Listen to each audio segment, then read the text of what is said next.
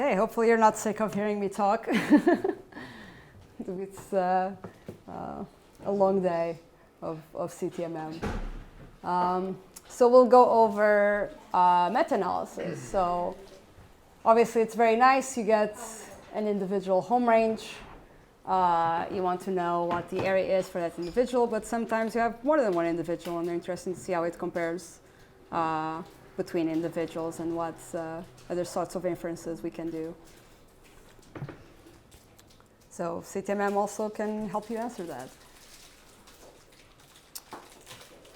Okay, so again, this is, I feel like I repeat myself a few times, but you know that estimating the area requirements, especially if we are doing it in a statistically accurate way, it's very important for conservation.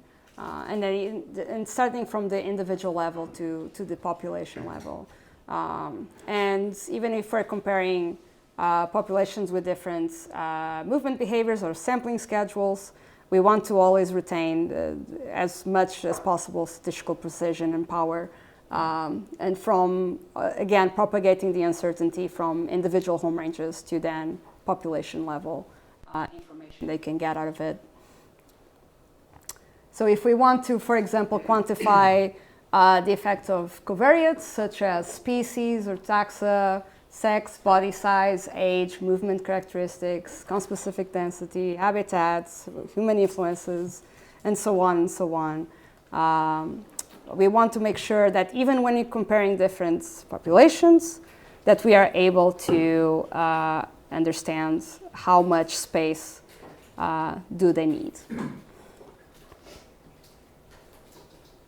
So within CTMM, you can also do this. You can start with the location data, you can do the home range estimation analysis, and then you can get these population analysis to see how it compares to the mean of that population, if there are individuals that are within those parameters or go a little bit further or less from that estimation that we get. So how do we do this within CTMM? So first of all, just to understand how we end up with the meta-analysis within CTMM. If you look at how non-hierarchical models function, right? A model structure where all observations, all the data, the Y data, informs one parameter that we get. So that would be the non-hierarchical. So simply, essentially all the information is pooled within the data to inform that one parameter. So that's non-hierarchical models that are pooled. But you can also have information in which separate observations inform separate parameters, right? So you want to group the data in a logical way and then assign certain observations to certain parameters. And if the case of the different parameters are in different levels within a factor. But non-hierarchical models still, they don't really connect the information that we get from the different data towards the different parameters, assuming that the groups are independent. So data 1 informs parameter 1, and then so on and so forth. So it's not sharing information between those. So for the actual meta-analysis within CTMM, we're using hierarchical models, right? So it's a way to actually have information that is pooled. So the sharing of information between the different data sets and the individual parameters. Because we want to represent real differences in the information we want to understand. So in reality, these connections between data and parameters are not independent. And if you remember from the previous talks, when we're looking at the parameters that define how the movement behavior of the animals go, obviously within the same species, they're going to behave similarly. And the parameters estimated are also going to be similar within those individuals. So in cases like this, we can essentially structure a model where the data inform different factor level parameters, and then those factor level parameters are governed by the population parameter. So this is just so you understand what's happening when we do the meta-analysis within CTMM. Yeah, the data informs factor level parameters governed by the additional parameter of the population. So what does this mean in practice with your data sets is that you consider the individual animal locations to be distributed according to the animal movement trajectory, and then which is distributed accordingly to the home range, and then it's further according to the population level. So it's all of those informations keep getting piled up until you get to the point where you can get inferences and regarding the population level range. So this is an example with the lowland tapir. So tapirs have home range crossing times of 0.72 days. So that's very small. So within less than a day on average, they went through their home range. Obviously some variation between individuals, but it's pretty short home range crossing time relative to some other species we have seen. So the mean home range area that we get with the estimator that's using that hierarchical model, as you can see from the days sampled. So this is just subsetting the data for this tapir. We can see that the mean home range area for our estimator is very close to the final value once we get a lot of the data, like all of the data that we get for the tapir.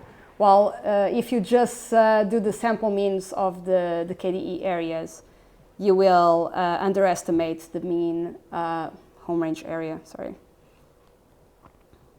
You underestimate the mean home range area, even if you have a large sample size. Because again, remember, they don't really take too long to cross their home ranges, so their effective sample size is decent comparatively to the sampling duration. And we can also see from the number of individuals, it also, for our estimator, maintains to the same level, even if we have few individuals compared to more individuals.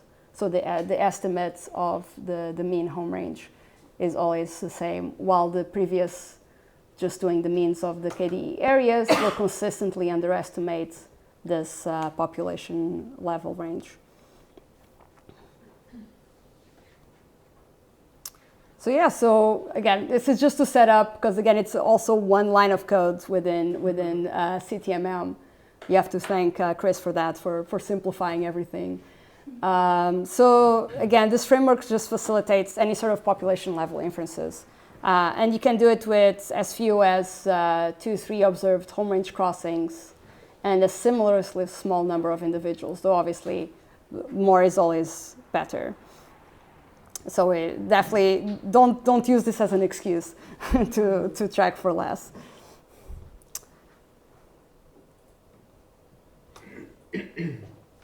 Okay, so it should still be at the same codes. No, it's a different one. Sorry, it should be CTMM for meta.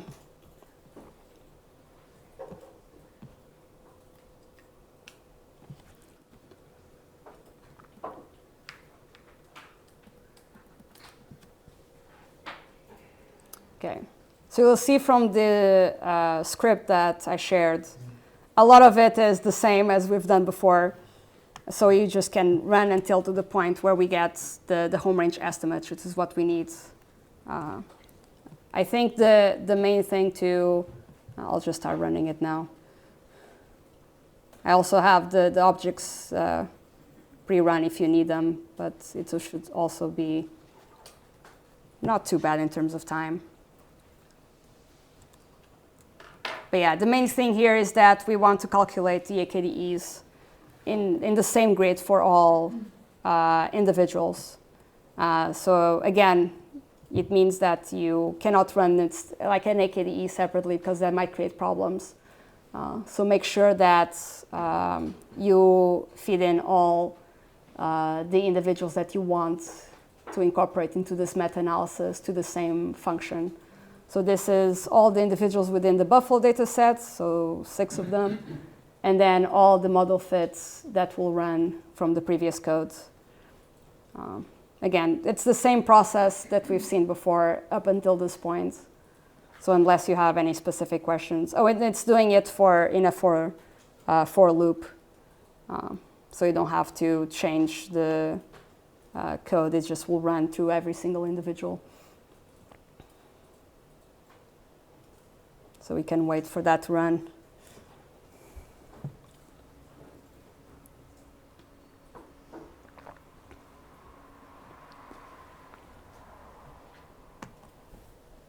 Yes, where's the...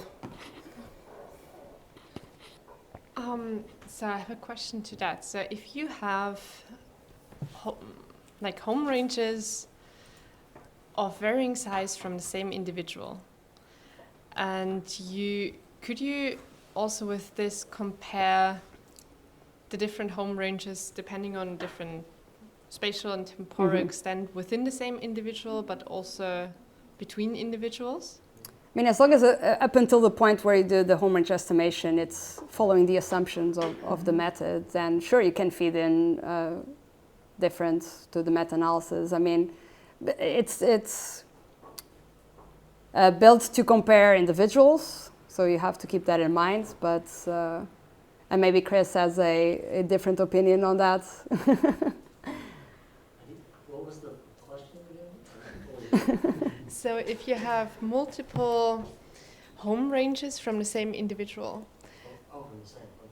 could you, they are from different spatial and temporal extents, could you compare those between the same individual, but also between several different individuals?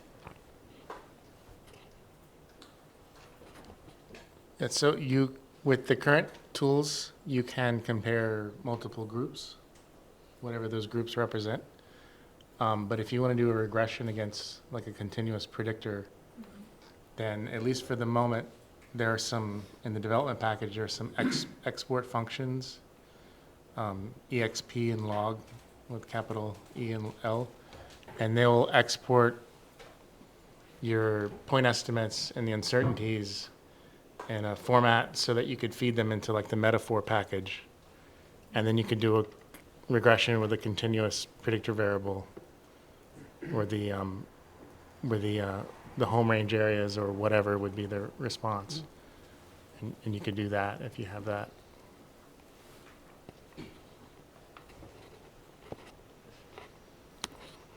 So did I get that right? So this function here, AKDE, it also calculates individual home ranges for every individual.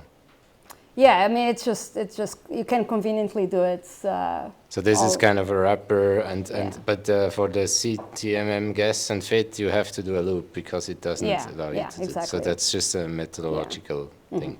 Okay. Yeah. Just obviously, it's this one is just set up more conveniently, so you can feed in all the data sets and all the fits that you already calculated. What is the trace argument again? You see these messages that are popping up as we wait. If there's no trace, it will not go into too much detail about what is happening. This is just to, again, I think it's helpful if it takes some time to then have some information that something is indeed happening and it's not just, frozen. I mean, you can get it with less detail with just trace 1, I think. Or even just remove it if you're not too bothered by that.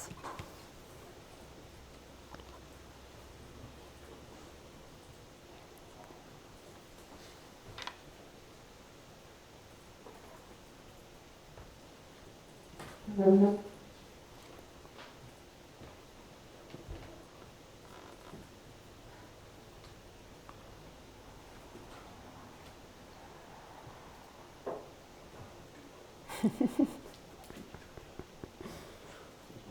is also what I get for putting, a lot of individuals here.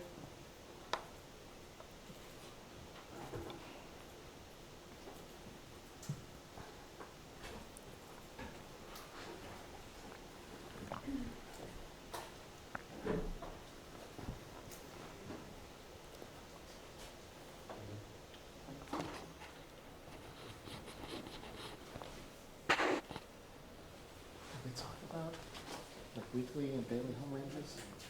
Sorry? Did we talk about like weekly and daily home ranges? No. You want to talk about that now? Yeah, I mean, go for it. Okay. So I think something we forgot.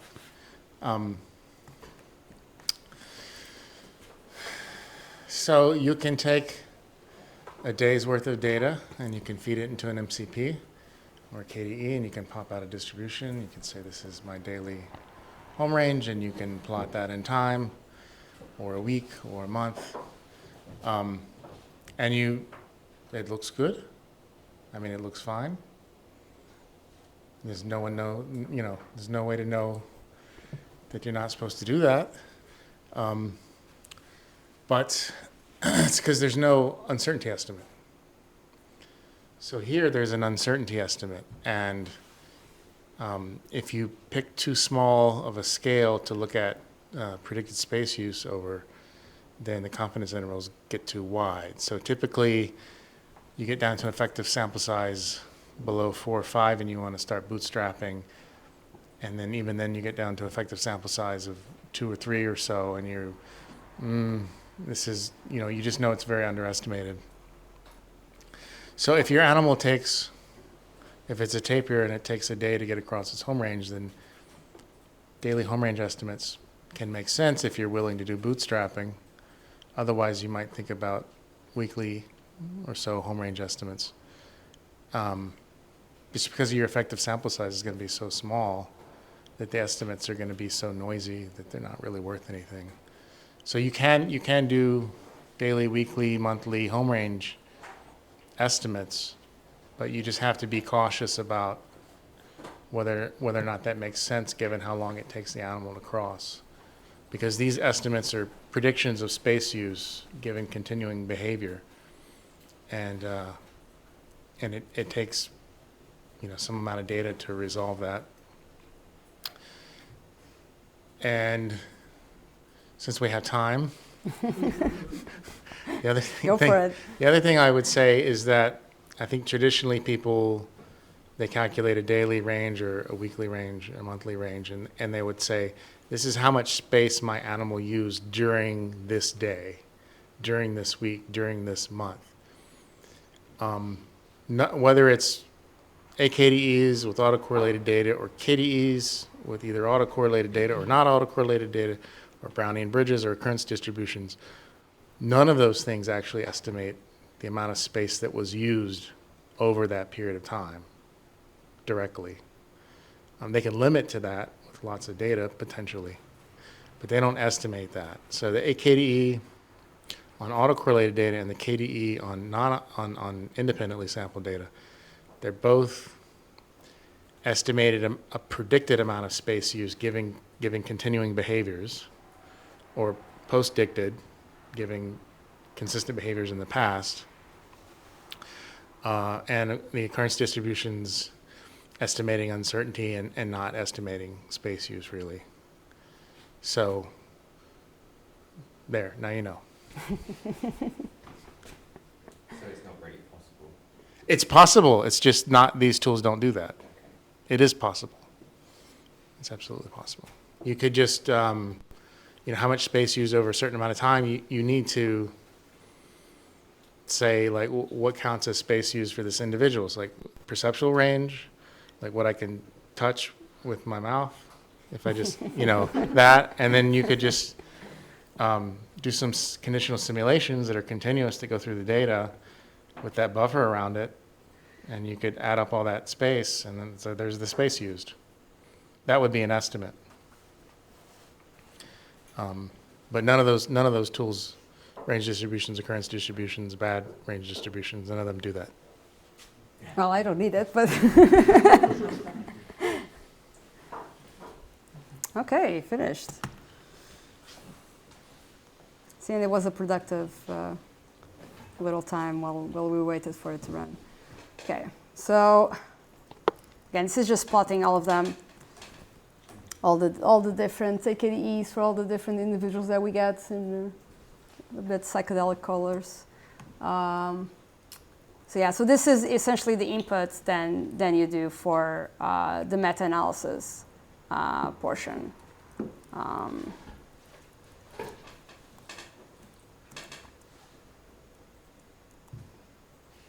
Okay, so pretty simple meta function. You feed in the AKDEs. The only thing that the other line is doing is just saying that I want the mean to be black. It's verbose because it's also giving me information about the output with the different CIs and everything. And it's sorting it for the largest to the smallest individual. That's all those little arguments are doing. So this is essentially saying that there's no real variation between the home ranges. I mean, it's not saying that the home ranges are exactly the same, just there's not enough to resolve the variation of the data. So all of them have, obviously, some of them more than others with the confidence intervals. But overall, they're all within this estimate here for the mean home range area for that. And the good thing about this as well is that you can create groups and then compare between those groups. So in this case, the only thing I'm doing is creating a list of the individuals that are in the south area and then in the north area, so just dividing them by placement. But again, you can do it by females, males, age groups maybe. Any sort of groups that you want to compare, you can do it with this and just feed it a list and say which individuals you want to compare and what groups they're part of. And then plotting it and same doing verbose equals true for the previous, yeah. So you can see here now the comparison between the groups. So obviously the ones in the north area, obviously the confidence intervals overlap, so it's not meaningful, but it ends up being similar enough. So you probably need to resolve this with more individuals to see if the pattern would continue for this sort of evidence. But again, in this case, I just picked a kind of a random separation, and they're not that far from each other. So obviously this will be more meaningful if you have actual groups that you want to compare.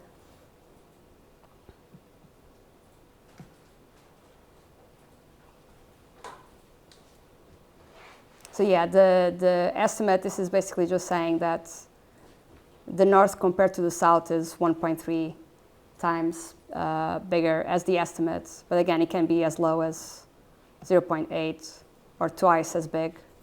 That's all it's doing. And obviously, it can be different if you look at the north with south divided by the south versus the south divided by the north. So that's why these numbers here and here don't match. But yeah, any questions regarding the meta-analysis? No, okay.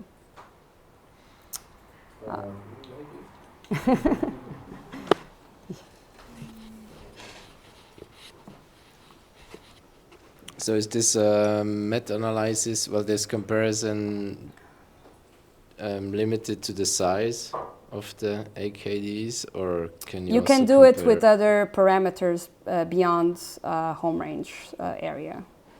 Yeah. So other parameters that you get out of CTMM, you can do it.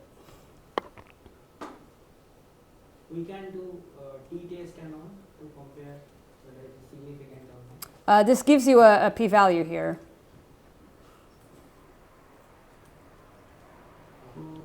So they're not different from each other in this case. Yeah. And you can see here from the joint population AIC versus the subpopulation AICC. And from, again, there's no variation between, at least no remaining variation, no statistically relevant. So that's why it says 0 for the covariance, the coefficient of variation. Yeah. So it's in this case, we're not looking at different groups, so all the metrics are saying pretty much the same. The microphone, so go back. For the grouping parts, when we are doing the AKD function, can we like maintain the information, for instance, about the sex or the group, or do we need to filter or individuals from the start into groups and then we know, like according to the position? I'm not sure I understand. Like, you mean if this is females and this is males, like how you would organize it? Yeah, or like if it's the group, like do we need to organize the data set in a way that we know which thing is which group, or when we do the AKD, we can still keep this information somehow? Well, you need to know beforehand, basically, yeah. Okay, yeah. Yeah. So that was Yeah. So if you have, what you mean is if you have males and females in south and north. So I think what I was asking is, do you need to know the position of your individuals within the groups that you're interested in? You mean if it's 1 and 3, is this what you mean? Okay. Well, yeah. I mean, you can also either like when you organize the data and you run the different individuals. But yeah, you have to know which ones are which. Yeah. I mean, this is just saying, 1, 2, 3 are the south and 4, 5, 6 are north. But again, it's just an example. Yeah. Okay, so we can also look at population range. So this was essentially just saying, like, can we get a mean home range estimate from all the individuals we tracked? But sometimes we're just interested to see, like, all of them together, what is their population range? And this is what that next section will do. You can do, and that's with the mean function. So averaging all those different distributions. You can do it with the model fits. Sorry. That would give you information not only in the, again, this is not yet the AKDE, it's just that the Gaussian area. But it also gives you information about the parameters, like the position, autocorrelation, velocity autocorrelation, speed, and diffusion, and how that looks across the different individuals that we get. But if you really want to see the actual, essentially with the AKDE information in it, it would be with the mean, feeding in the AKDE object to it. So that would be the distribution of all the individuals. So that would be what it would look like. You could also use the mean function to do this if you have those, seasonal home ranges. If you cannot use the same home range estimate for all of it because there was some change in movement behavior. But then you can do it for those two and then do the mean of both and get that average distribution between those two. Yeah, so you can also do it if this is interested. But you have to remember that this is not extrapolating to the unknown population. This is just for the individuals you have. So be aware of that if you're using this sort of metric for anything. So obviously in this case there could be other buffaloes around here that are just not being considered within this population range, right? And I believe Chris has recently added the hierarchical KDEs that are also something new that he can talk about if he's interested. Making you do more work.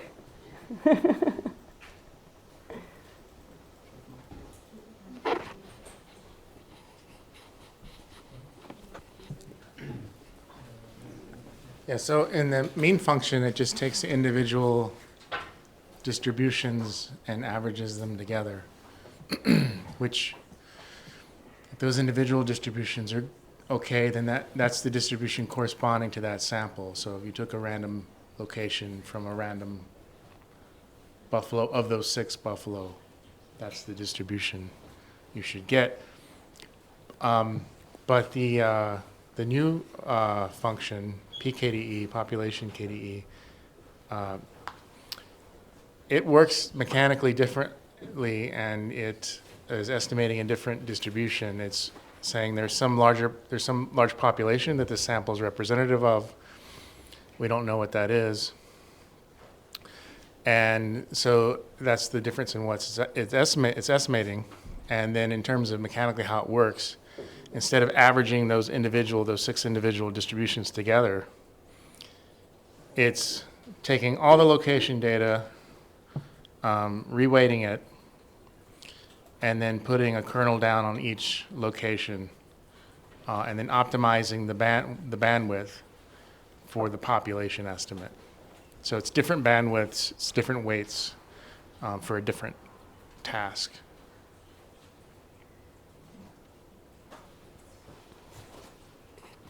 So is this comparable to have it treated as a random effect? If you say like this is, we assume that this is coming from a larger population. A random effect on what? Like if you have a hierarchical model, Yeah. we have this hyperparameters or whatever. So they are estimated based on a distribution that says, well, we just have a random sample out of this distribution, as far as understood, and that comes from an entire distribution. Yeah, random effect on both the home range locations and the home range sizes, and they go into some larger population distribution. Basically.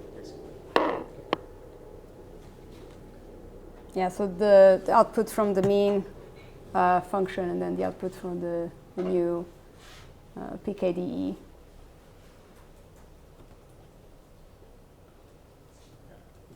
It's going to be bigger. Because it's assuming there's more buffaloes than what you've sampled. Yeah. Because again, the mean is not doing it for the unknown population. Any questions? The microphone.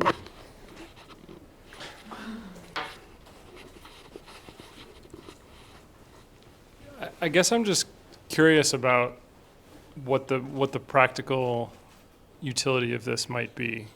So, the PKDE is projecting some unknown buffaloes in the system, but it's not projecting. It's projecting some unknown proportion of buffaloes that you haven't sampled. Like I can't process how one would ever use this for something unless you're tagging.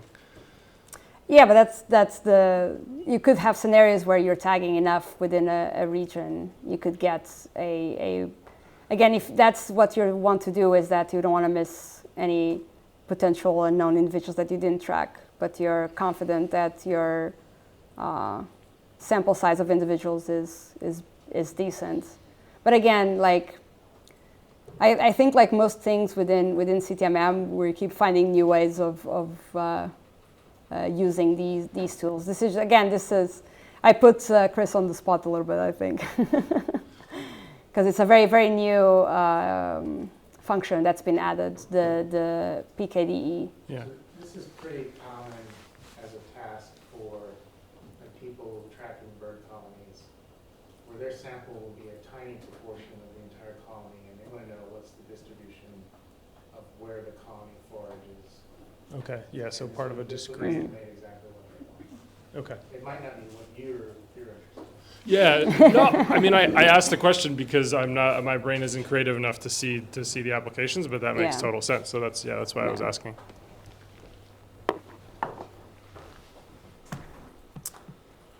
Okay, so and this would just be outputting those areas with confidence intervals. But yeah. So if no one else has any more questions about this, I'll move on to the last presentation of the day. And the last little bit of information I'll make you guys go through if you're not too tired.